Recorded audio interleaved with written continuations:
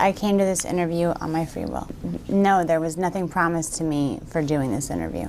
Excellent. Yes, everything that I say at this interview will be the truth. I met Donald Trump at some parties I attend that I was working for Mr. Jeffrey Epstein. There was about 3 or 4 times that I had encounters with Donald Trump. I was 13.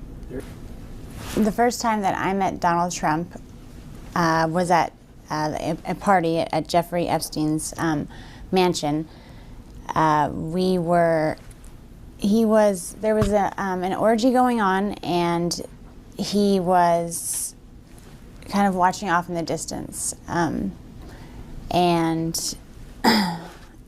And he basically asked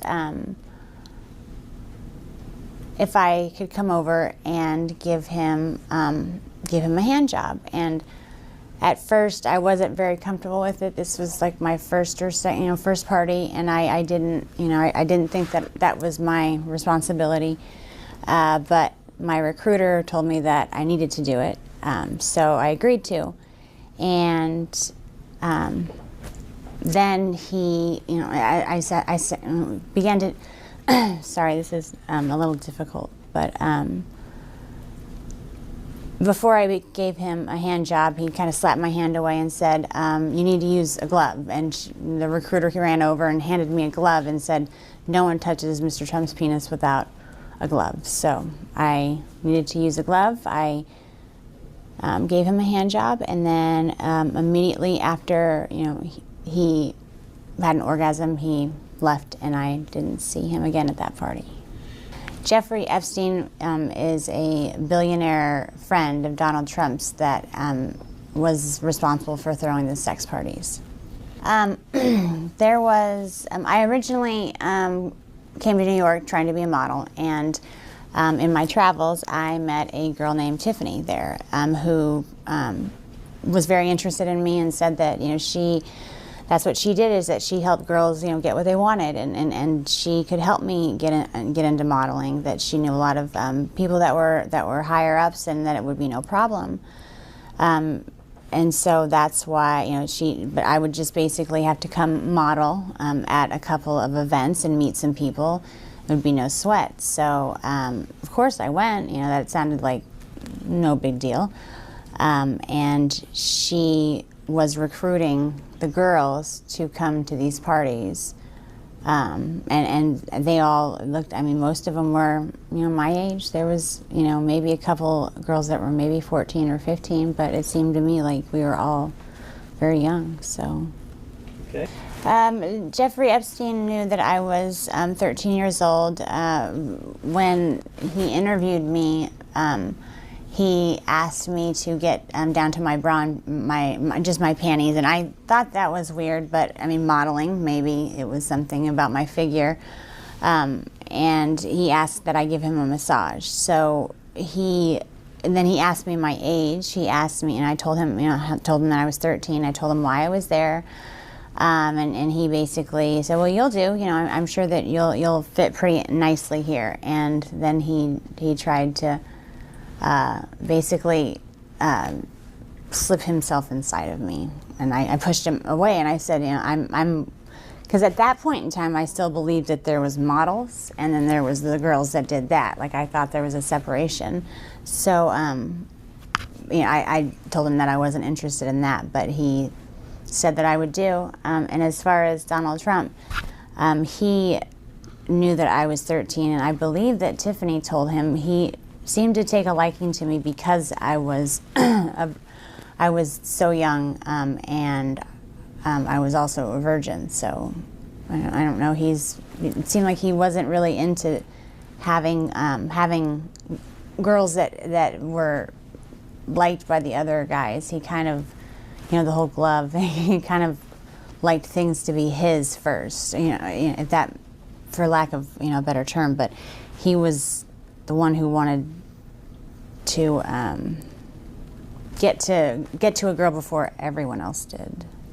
Donald Trump knew that I was 13 because the first night that I was there, Tiffany actually suggested that she had a whole bunch of different wigs, and I expressed interest in them. I always told her that I would love to walk around with blue hair, and so I tried some on, and there was a blonde wig that she said that looked great on me. So I wore that wig, and Donald Trump had specifically asked about me because I remind him of his daughter, and she said, well, she's 13 as well.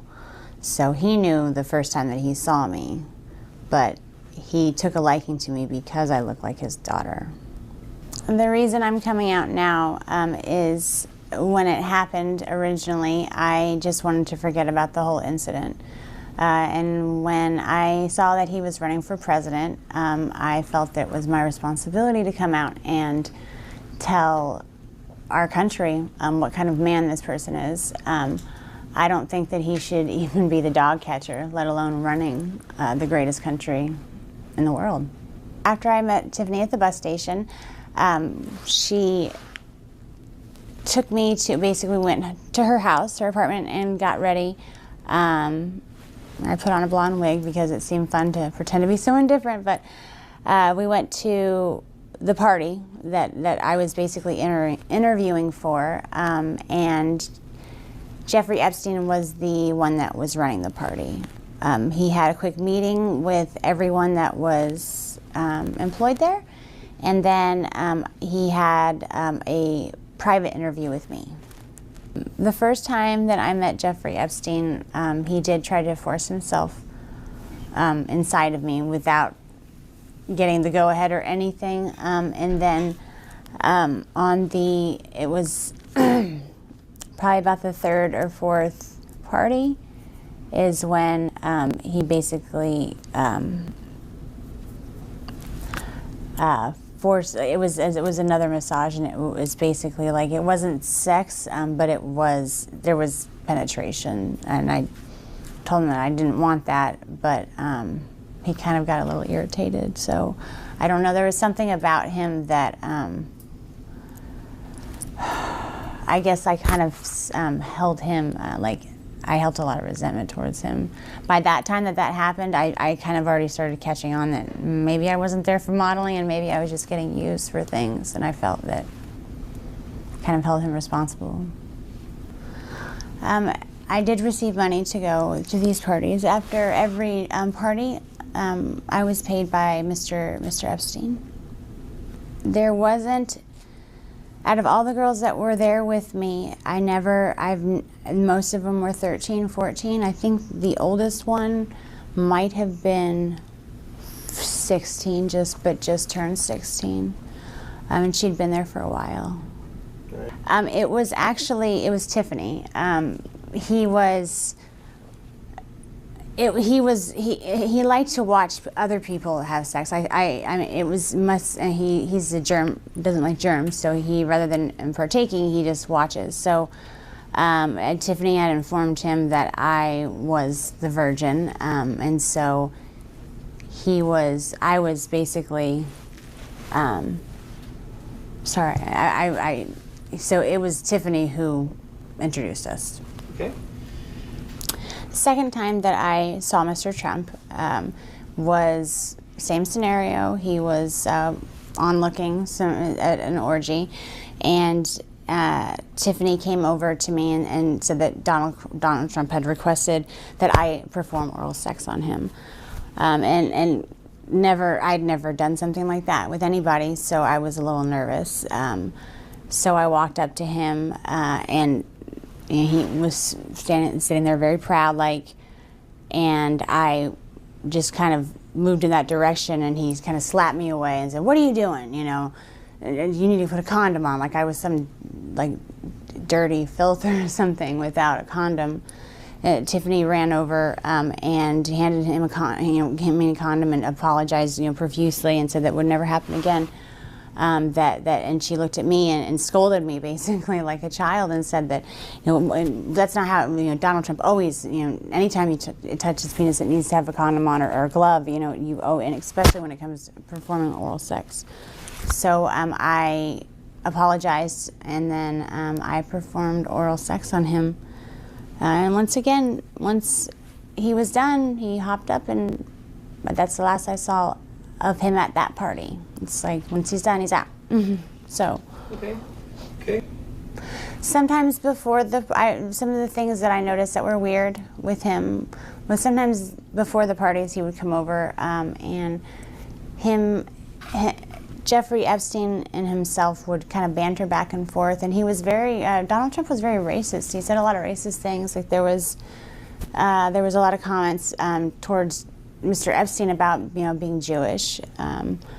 And called him a Jew bastard, so that he was cheap. And there was some words I didn't even understand. Something about his the shape of his penis being directly related to his mole. Or I'm not too familiar with the the Jewish traditions. So, but I'm pretty sure that whatever he was saying wasn't very nice.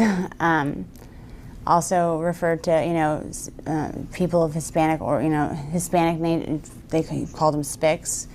That was around the first time that the World Trade Center had gotten the bombed in the 90s.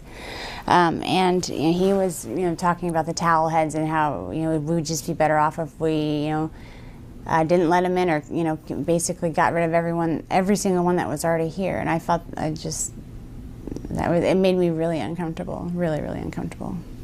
He also loved to call black people niggers, and Arabic people he called sand niggers. The only time that he tried to give me some money was our last encounter together, where he acted out a rape fantasy. I was forced to give that money back because Jeffrey Epstein paid us after the party. So, but he just gave me the money. I don't even know why he gave it to me. Maybe to make me feel more cheap, but it was a rape fantasy to him, but I wasn't playing. So. There was those 2 times, and then there was after the next thing that Tiffany approached me with was that he had a fantasy where he walked in on his maids basically making out, and that it was some type of fantasy for him. So she asked. I was at that point. I was like, I don't want to be involved with anything that has to do with him. But she's like, you were just basically the other one. So there's nothing that you will have to do. Just don't, he's requesting you to be involved. So I reluctantly, I felt like I didn't have a choice there. But it was basically he's walking in, his 2 maids. I was one of the maids. I was the white maid. And there was a Spanish girl, Maria, who was the Hispanic maid. And we were making out, and he walks in and he gets really angry and threatens to call immigration on Maria if she doesn't come over and make things right and give him a blowjob. So while she is over there giving him a blowjob, I am just trying to, I'm supposed to look scared, like, oh no, and cleaning up things and pretending like I'm trying to go back to my job as a maid. And then he's being so rude to Maria. I felt so bad for her, even though I guess it just didn't seem like a fantasy. It didn't seem like it's the weirdest fantasy as far as that. He was threatening to call immigration on her, so that she didn't know how to. She wasn't even near going down to give him. Perform oral sex on him before he slapped her away and said, what are you doing? You need to put a condom on, and she's trying to, I'm so sorry, and he's like, you can't even understand what you're saying, it just, speak English, he called her derogatory comments, and then he's like, you know what, you don't know what you're doing, have her come over and show you how it's done. And so I said that I didn't, I had to go over there, or else he was going to call immigration on Maria. I didn't know if it was true or not, but I felt that, he said that if I didn't show her how to perform oral sex on him, then he was going to call immigration on her and then get rid of us both.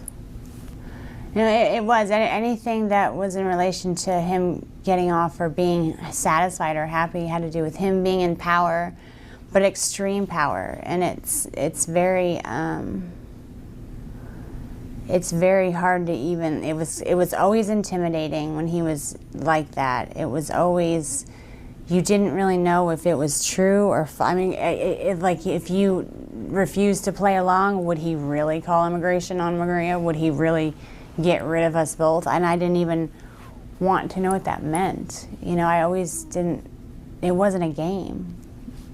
It just felt like it wasn't a game. Yeah. The one night that I had the blonde wig on, he mentioned that I looked like, that I reminded him of his daughter.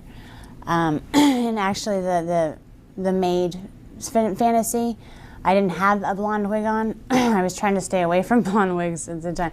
But he actually told Tiffany that that's what he wanted me to wear. Like he wanted it, and anytime I put it on, anytime I had it on and he'd see me, he would say, "Oh man, you look," and it wasn't like "Oh, you remind me of my daughter." It was this sick, evil, like, you remind me of my daughter. It was just this weird pleasure, sick smile. Like I don't even want to know what he was thinking about. I could imagine what he was thinking about.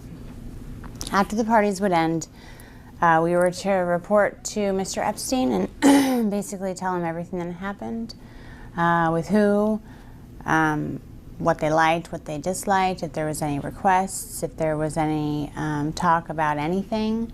That's what we told Mr. Epstein everything. And then he paid us, and then we got to go home. And with me, I would either, I normally got taken to the airport, so to go back home. The fact that Trump has a chance to be the next president makes me feel disgusting inside.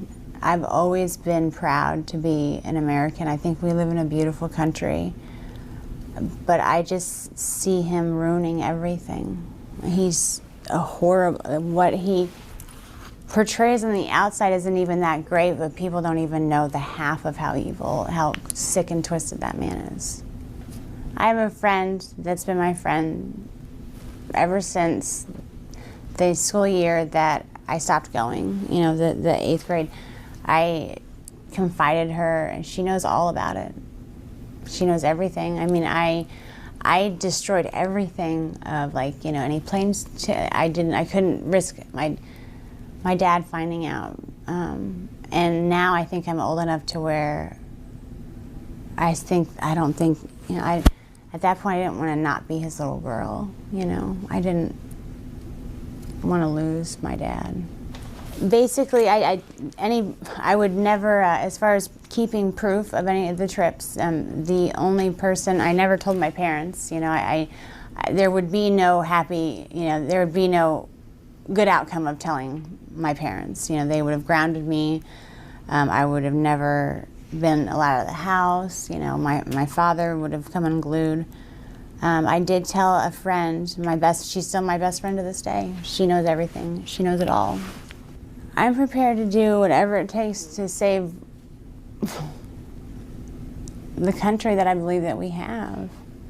I know what he does behind closed doors. If that's all, I'm willing to sacrifice my life to put our country back in the right, going maybe in some type of positive direction. Not even, there's no right or wrong, but a positive direction. This guy's not going to take us anywhere positive. As far as my life changing by coming out with this information, I've thought long and hard about whether or not I should, and I've gone back and forth.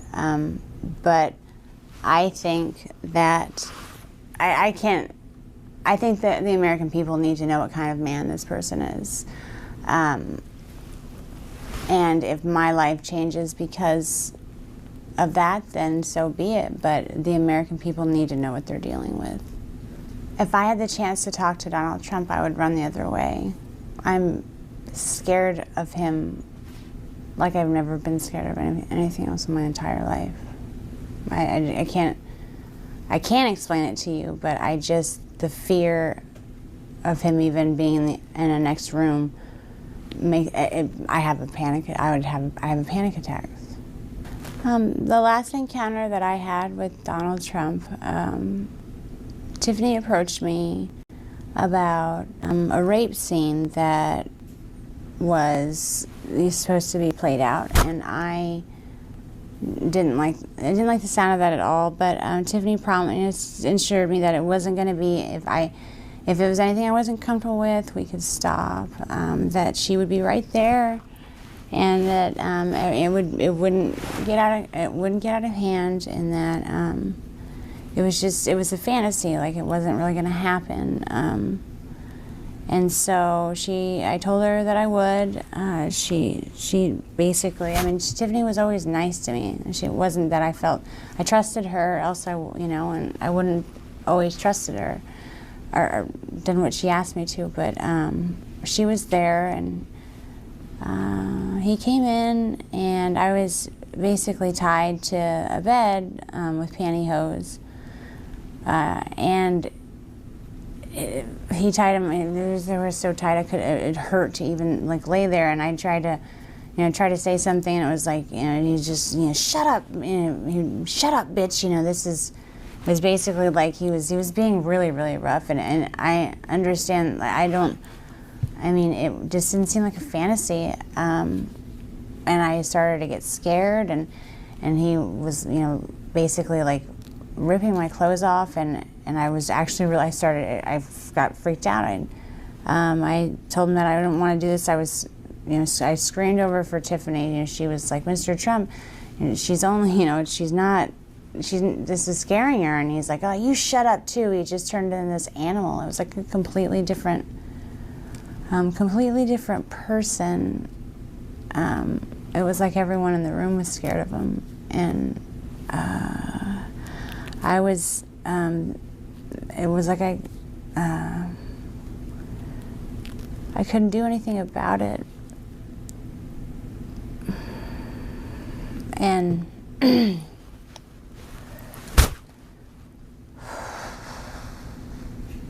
he ripped off all my clothes, and he started to basically have sex with me, and I was screaming because I'd never had sex before. It was my first time, and Tiffany was yelling at him too. She was saying that I was a virgin, and he told us to just shut the fuck up, and just basically took my virginity while I was crying and telling him to stop. And that's basically begging for him to just stop. And Tiffany didn't know what else to do either. No one was there to help us, or me. And so after the fact, he basically finishes it. It didn't take that long at all. But it felt like it was like 5.5 hours. It felt like it was an eternity. I don't even know how long it was, but he was done, and I was crying, and Tiffany was consulting me, and she was, apologizing. She told me that she just never put me in that situation again. But he comes over mad because I was crying, and he said that I should be thankful that someone like Donald Trump took my virginity. He basically didn't say took my virginity. He said I should be glad that someone like Donald Trump popped my cherry, and not some pimply little 14-year-old. And I just was like, what if I said, what if I get pregnant? Not even talking to him. I didn't want to talk to him. I was talking to Tiffany. And he said, well, you'll get an abortion then, bitch. And then just walked away. And I asked, I told Tiffany I needed to go home. I never went back again.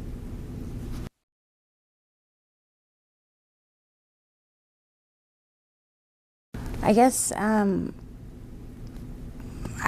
it's for you to decide, if I don't have any kids myself, because I'm afraid to have kids, because I mean, who knows what kind of damage they can get into, but if you have a 13-year-old daughter and would you be okay with the person who's running our country doing that to your little girl? And I don't know. I just want people to know. I think that I have a faith in our society that we'll make the right choice.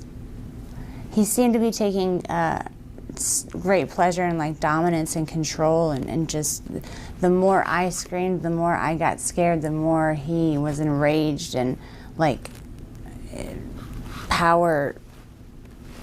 enraged with power, and it was like he was just charged with it. It was scary. My experience with Donald Trump has made it to where I can't be in a healthy relationship, much less I can't be in a relationship without myself sabotaging it. I don't do well. I've been in a couple of relationships. I mean, they're never of interest to me normally, but one in particular that was he was a wonderful man, and I completely, knowing I had like subconsciously, I couldn't even control myself. It was like I had to get him out of my life because, I don't know why. It was like anytime anyone loves me, I don't feel worth it, or,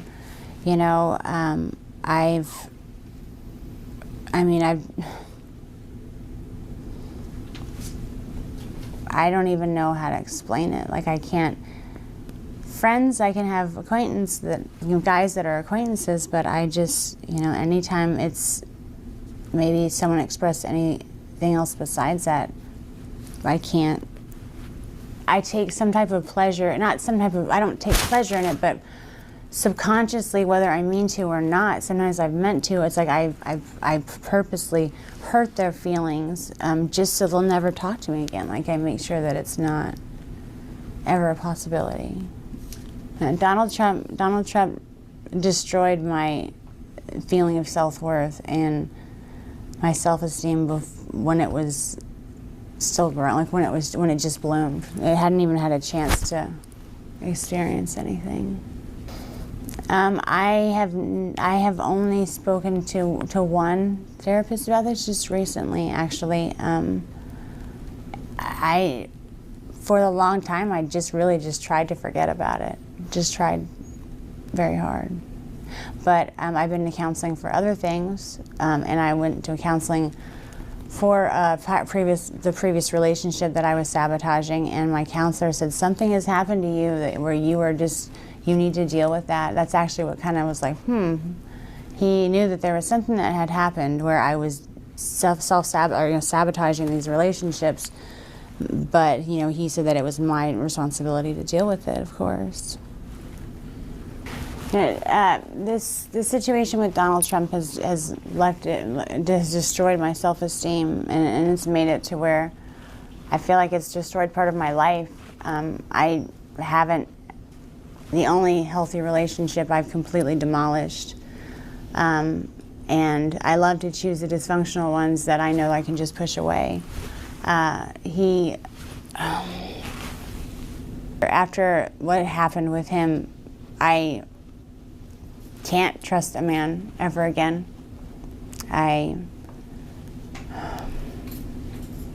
Thinking about it just makes me sick to my stomach. So when something so traumatic happens to someone that's so young, you never ever really get over it.